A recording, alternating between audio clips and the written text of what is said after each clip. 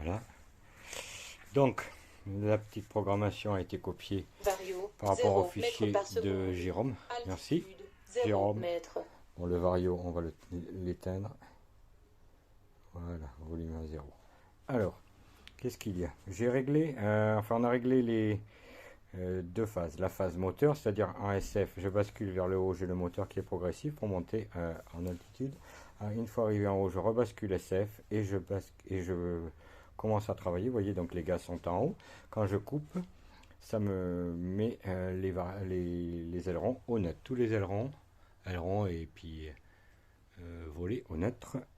Et je suis en configuration crocodile, c'est-à-dire que pour atterrir, si je veux vraiment le freiner, puisqu'il a une très bonne restitution, hop, vous voyez, donc je baisse les volets et je monte les ailerons, voilà. Après, quand je suis en vol à plat, je peux mettre des phases de vol, donc ici, on voit, je suis en version croco, donc là je bascule, je suis en gratte, c'est-à-dire que les deux volets et ailerons sont légèrement inclinés vers le bas. Donc c'est pour faire monter dans les ascendants. Après en deuxième position, donc là j'étais en gratte, ici.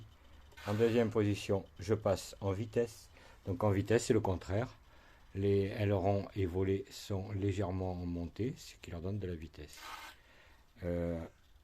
Donc là, je vais remettre en croco. J'ai également les volets purs.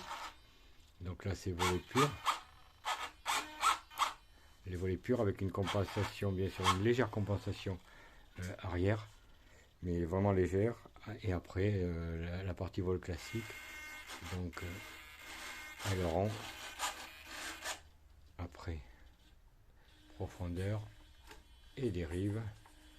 Bien sûr, puisque pour voler à plat en 3 axes, c'est parfait. J'ai également le vario. Donc, j'ai un vario. Mètre. Donc, c'est le tout petit vario. Il fait 1 gramme. Il se met sur un. Donc, j'ai acheté ça chez Mathieu de Opal par modèle. C'est vraiment le petit vario qui s'adapte sur les récepteurs Jetty. 1 gramme, donc hyper facile à programmer. Vario, 0 mètres par seconde. Voilà, donc Altitude, 0 mètres. ce qui est normal puisque je l'ai initialisé à 0 quand on le pose. Voilà. Il n'y a plus qu'à tester en vol.